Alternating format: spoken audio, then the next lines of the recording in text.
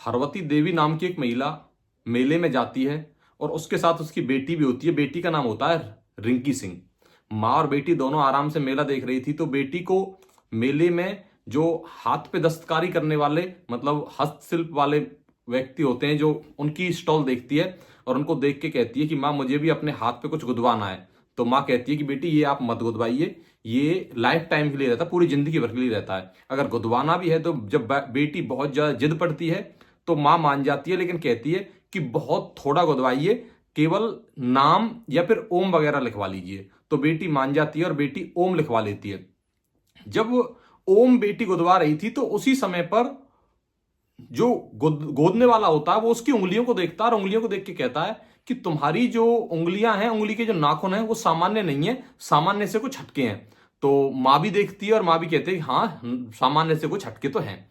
लेकिन किसी को क्या पता था कि जो ये सामान्य से हटके नाखून हैं, ये एक दिन ऐसी मतलब स्थिति आ जाएगी कि इन्हीं नाखूनों की वजह से इस लड़की जो रिंकी है, इसकी डेड बॉडी को पहचाना जाएगा। कुछ समय बाद ये लड़की यंग हो जाती है, इसकी शादी हो जाती है, ये उत्तर प्रदेश पुलिस में बतौर कांस्टेबल तैनात हो जाती है। लेकिन एक दिन ये अपने घर से गायब हो जाती है और 2-3 दिन तक जब नहीं मिलती है, तो 2-3 दिन बाद जब ये लड़की मिलती है तो ये लड़की नहीं, इसकी डेड बॉडी मिलती है। तो डेड बॉडी को जब देखा जाता है तो उसकी जो शनाख्त की जाती है, तो पहचानने के लिए इसकी माँ होती है। इसकी माँ इन नाखूनों से और इस लड़की के जो ओम का निशान लिखवाया था उस मेले में, उससे पहचानती है। आज की जो घटना मैं सुनाने जा रहा हूं, ये घटना ऐसी है कि जिसको सुनने के बाद आप सभी तंग रह जाएंगे, दंग रह जाएंगे। तो नमस्कार, राम राम, मैं लोकेश सहरावत। आज आपको एक ऐसी सच्ची घटना सुनाऊंगा जिसको सुनने के बाद आपके रोंगटे खड़े हो जाएंगे। ये घटना शुरू होती है 17 अक्टूबर 2024, इसी महीने। उत्तर प्रदेश का एक जिला लगता है मुरादाबाद। मुरादाबाद जिले का थाना है कटगर, और कटगर थाने का एक गांव लगता है, गांव का नाम है देवपुर। देवपुर गांव के अंदर कुछ किसान अपने खेतों में काम कर रहे थे। तो खेतों में काम करते करते एक किसान को कुछ स्मेल आई, बदबू आई। तो उस स्मेल कुछ देर बाद और ज्यादा आने लगी। तो वो किसान क्या करता है, उस स्मेल के जहां से वो स्मेल आ रही थी उस स्थान पे जाता है, अपने मुंह पर कुछ कपड़ा वगैरह रख के, और उस स्थान पर जाता है। तो उस स्थान पर जाने के बाद देखता है कि देखता है कि एक महिला है और महिला का सर कटा हुआ है और उसकी डेड बॉडी पड़ी हुई है। तो किसान क्या करता है, किसान पुलिस के पास फोन करता है। पुलिस आती है मौके पर। पुलिस आने के बाद तस्दीक करती है, देखती है इधर उधर। तो इधर उधर तकरीबन 50 मीटर दूर उस ही जो बॉडी थी, उसका जो सर होता है 50 मीटर दूर वो पड़ा हुआ होता है। तो पुलिस उसे ले जाती है। ले जाने के बाद उसके पोस्टमार्टम के करने से पहले आसपास के एरिया के अंदर जो भी मिसिंग की एफआईआर थी उनको चेक करती है कि भाई ऐसा तो नहीं है कोई आसपास के एरिया में मिसिंग की एफआईआर हो, देखते हैं किसकी डेड बॉडी है।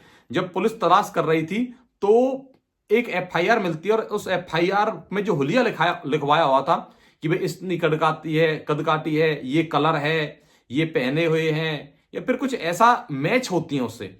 लेकिन जो ये एफआईआर कराई थी, ये एफआईआर कराई थी सोनू कुमार नाम के एक पुलिस कांस्टेबल ने ही, पुलिस हेड कांस्टेबल हवलदार ने।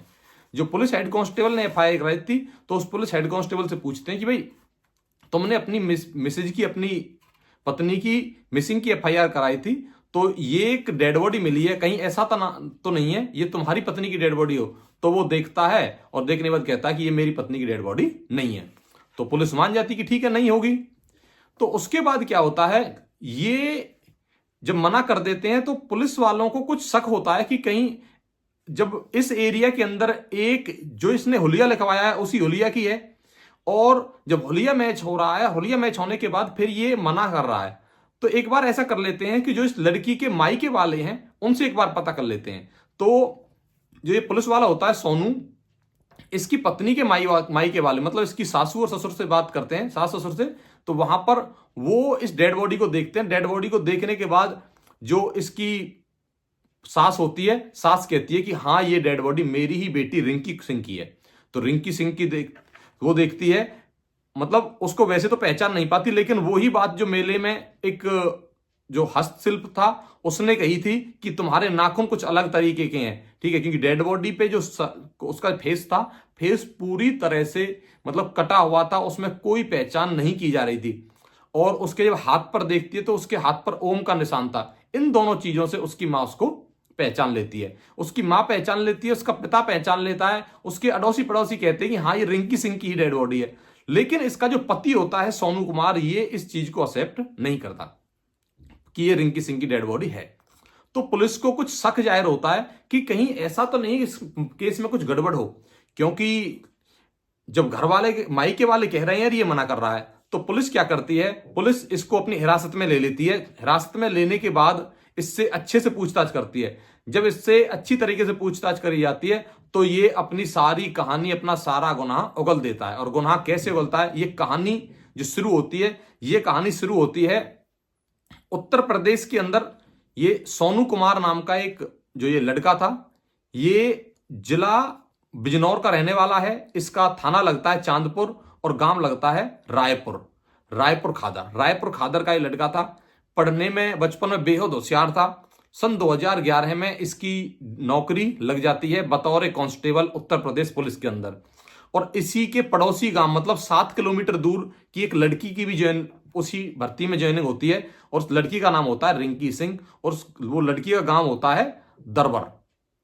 दोनों अड़ोसी पड़ोसी गांव महज 7 किलोमीटर की दूरी थी। एक साथ तैनात होते हैं। एक साथ तैनात होने के बाद दोनों आराम से ड्यूटी कर रहे थे। ड्यूटी करने के बाद एक साथ इनकी ट्रेनिंग होती है, तो ट्रेनिंग के टाइम इन दोनों की आपस में मुलाकात हो जाती है, और कब आंखें 2 से 4 हो जाती हैं, और ये मुलाकात, ये दोस्ती कब प्यार में बदल जाती है पता ही नहीं चलता।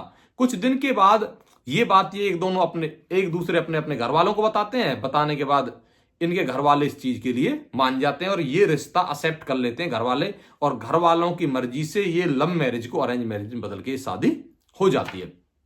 जब ये शादी हो गई, सारा कुछ मामला 2011 में ये ज्वाइनिंग हुए थे, 2013 में इनकी शादी हो गई।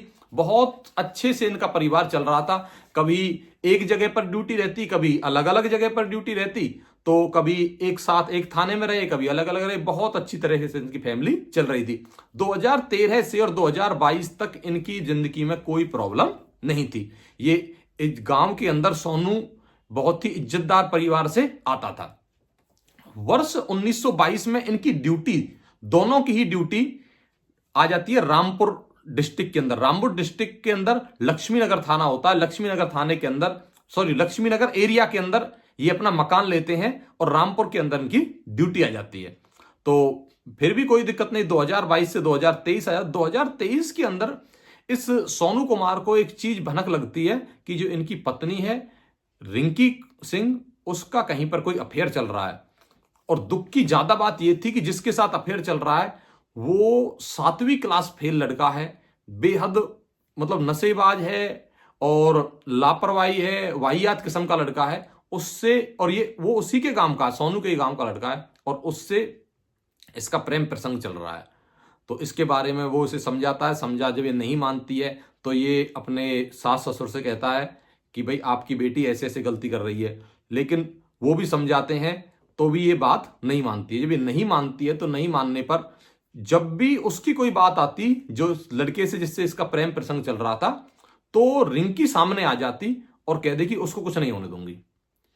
तो इस चीज से सोनू बेहद परेशान था। सोनू की 2023 निकल गया। 2024 के अंदर 14 सितंबर को ट्रेनिंग लग जाती है, जो अपनी मतलब बीच बीच में पुलिस वालों की ट्रेनिंग होती रहती है। तो 1 महीने के लिए ट्रेनिंग पर चला जाता है। ट्रेनिंग पर जाने के बाद जो रिंकी होती है वो भी 1 महीने की थाने से छुट्टी ले लेती है। रिंकी घर पे रहती है और अपने उस प्रेमी को बुलाती है। बुलाने के बाद शारीरिक संबंध बनाती है। ये मतलब मीडिया के थ्रू बताया गया है, जो अभी अभी खबर आई है कि भाई ये साथ में रहते हैं, बार बार साथ में रहे हैं। इसके बाद सोनू ट्रेनिंग से आता है और उसी दिन उसकी भी छुट्टी खत्म होती है। दोनों को 14 अक्टूबर इसी महीने 14 अक्टूबर 2024 को इन दोनों को ड्यूटी ज्वाइन कर ली थी। उसको ट्रेनिंग से आने के बाद, और सोनू कुमार को ट्रेनिंग से आने के बाद, और इसकी पत्नी को छुट्टियों से आने के बाद। लेकिन रात में घर पर इनका विवाद होता है, और विवाद इस हद तक बढ़ जाता है कि सोनू कुमार इसका गला दबा देता है। गला दबाकर इसकी हत्या कर देता है। हत्या होने के बाद जब सोनू कुमार से हत्या हो जाती है तो फिर घर पर जो चाकू होता है किसी भी एक हथियार से, ये कोई मतलब फिक्स नहीं, पता नहीं चला है किस हथियार से, इसका गला काट देता है और गला अलग और धड़ अलग कर देता है और अपने जीजा के पास फोन करता है, सोनू कुमार, जिसके जीजा का नाम था बंटी। बंटी कार लेकर आता है और बंटी की कार में जीजा और साले इस पुलिस हेड कांस्टेबल को गाड़ी में रखते हैं और गाड़ी में रखने के बाद इसे यहां से लक्ष्मी नगर से लगभग 30 किलोमीटर दूर जो ये नदी है, रामगंगा नदी के किनारे पर जाकर नदी में गिरना चाहते थे, लेकिन नदी में ना गिरकर उससे पहले, ये रात का टाइम होता है, घबरा जाते हैं और नदी के पास वाले खेत में ही इसको गिर के चले जाते हैं, भाग आते हैं। और भाग आने के बाद यहां पर बदबू आती है, स्मेल आती है और इससे इस चीज का खुलासा हो जाता है। इस कहानी को सुनाने का उद्देश्य किसी की भावनाओं को ठेस पहुंचाना नहीं था, किसी को दिल दुखाना नहीं था, सिर्फ इतना था कि रिश्तों की कदर करिए और कोई भी ऐसा निर्णय ना लें, ऐसा डिसीजन ना लें जिससे कि आपके आने वाली पीढ़ी भी खराब हो जाए। खुद का जीवन गया, 2 बच्चे थे, 2 बेटे थे इनके पास, इन मियां बीवी के पास 2 बेटे थे, उन दोनों का जीवन खराब हो गया। सोनू जेल में चला गया, उसकी डेथ हो गई। तो आज की कहानी यहीं पर समाप्त करता हूं। अगर आपको मेरी वीडियो पसंद आई हो तो इस वीडियो को लाइक करें, शेयर करें, सब्सक्राइब करें। धन्यवाद।